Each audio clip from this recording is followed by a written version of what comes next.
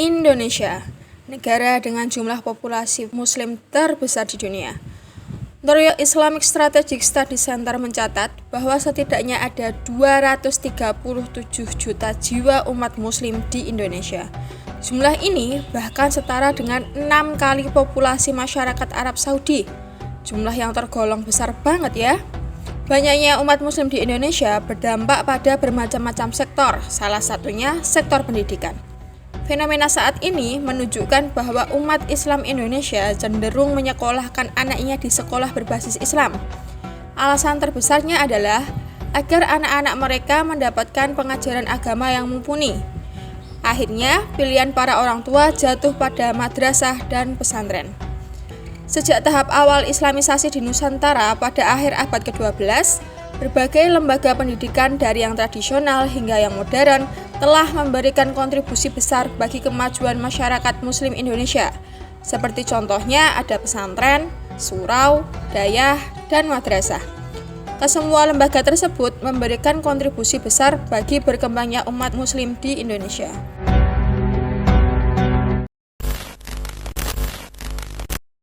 Banyak kita temui pesantren-pesantren di Indonesia, dari yang bercorak tradisional, modern, hingga elit. Tapi tahukah kamu bahwa pesantren memiliki sejarah panjang di Indonesia? Pesantren sudah hadir di Indonesia bahkan sejak zaman penjajahan. Pesantren diperkirakan muncul sejak abad ke-16. Namun, baru pada abad 19, pesantren mulai menjamur dan menjadi satu-satunya lembaga pendidikan yang tersedia bagi umat muslim.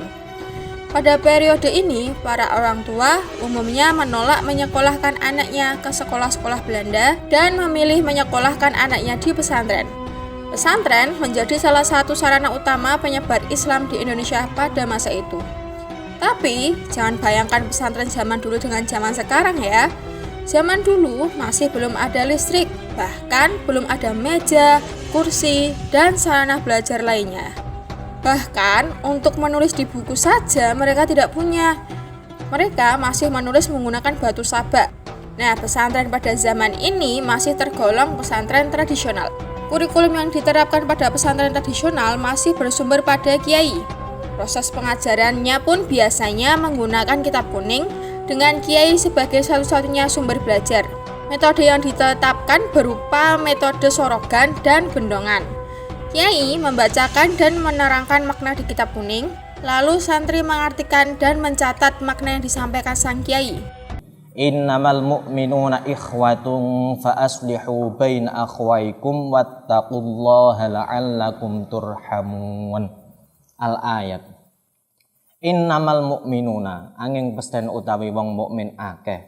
Ikhwatun iku seduluran, oleh seduluran fiddini ing dalem agama.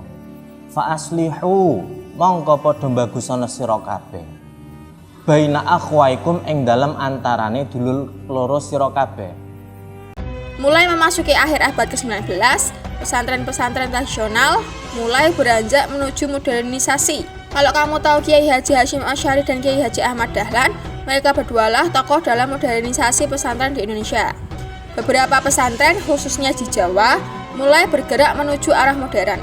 Mereka mengadopsi sistem madrasah yang kala itu mulai menjamur di Indonesia. Contohnya pesantren Tebu Ireng. Pesantren Tebu Ireng didirikan sendiri oleh Kiai Haji Hasyim Asy'ari. Eksistensi Tebu Ireng menjalar ke seluruh Indonesia. Bahkan hampir semua pesantren terkemuka di Jawa dibangun oleh mantan santri Kiai Haji Hasyim Asy'ari. Perubahan pesantren tradisional ke modern mulai mengadopsi mata pelajaran non-agama atau mata pelajaran umum ke dalam kurikulumnya, termasuk ada bahasa Belanda, sejarah, geografi, dan matematika.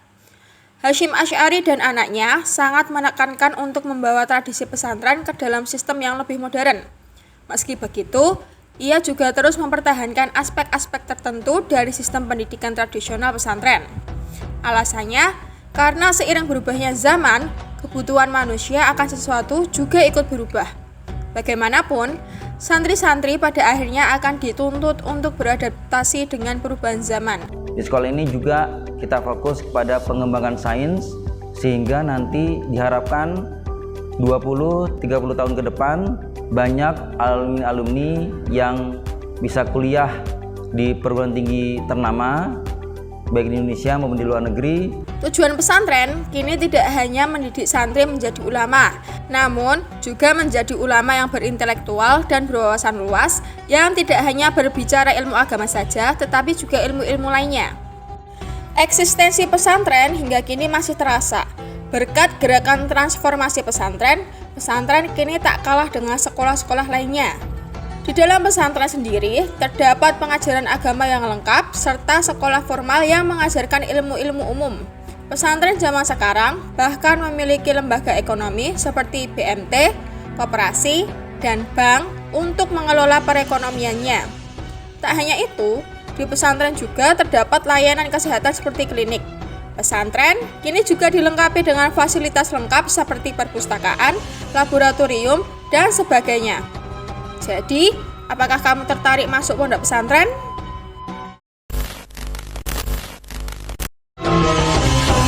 Kamu pasti pernah melihat sekolah dengan nama Madrasah Ibtidaiyah, Madrasah Sanawiyah, atau Madrasah Aliyah. Madrasah merupakan lembaga pendidikan modern di Indonesia. Madrasah mulai muncul pada awal abad ke-20. Madrasah muncul sebagai akibat dari adanya modernisasi pondok pesantren. Madrasah menggabungkan kurikulum tradisional pondok pesantren dengan kurikulum pendidikan sekolah Belanda. Alhasil, seperti yang kamu tahu, sistem kurikulum madrasah memuat ilmu-ilmu umum serta ilmu-ilmu agama. Rumus luas yaitu panjang dikali lebar, sedangkan panjang persegi panjang tersebut adalah 12 cm. Kemunculan madrasah memberi warna baru bagi umat Islam.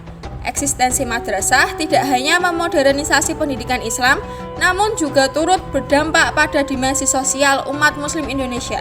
Umat Muslim serta-merta turut menuju perubahan yang lebih modern. Apabila pondok pesantren tradisional menggunakan kitab kuning dengan kiai sebagai satu-satunya sumber belajar, sistem pembelajaran madrasah menggunakan metode yang lebih modern dengan menggabungkan buku-buku baru dari berbagai sumber untuk lebih memahami Islam dari perspektif modern. Seiring berjalannya waktu, eksistensi madrasah mulai mendapatkan perhatian dari Kementerian Agama. Sejak tahun 1970, pemerintah mulai menaruh perhatian lebih pada madrasah. Madrasah dan pesantren ditetapkan dalam sistem pendidikan nasional. Lulusan madrasah maupun pondok pesantren dinilai setara dengan sekolah umum lainnya. Sehingga alumni madrasah dan pondok pesantren tak perlu kesulitan apabila ingin melanjutkan sekolah di sekolah umum. Sistem pembelajaran di madrasah pun tak kalah dengan sekolah umum. Fasilitas yang ada juga tak kalah lengkap seperti perpustakaan, laboratorium, ruang kelas yang nyaman, dan masih banyak lagi. Baik madrasah maupun pondok pesantren sama-sama memiliki ciri khas masing-masing. Madrasah dan pondok pesantren sebagai tonggak pendidikan Islam di Indonesia patut diapresiasi keberadaannya. Karena kedua lembaga pendidikan inilah Islam di Indonesia masih terus eksis.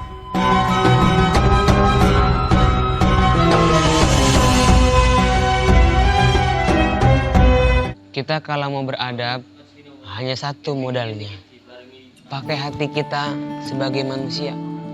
Yuk berangkat dari ini, kita sama-sama berbenah diri.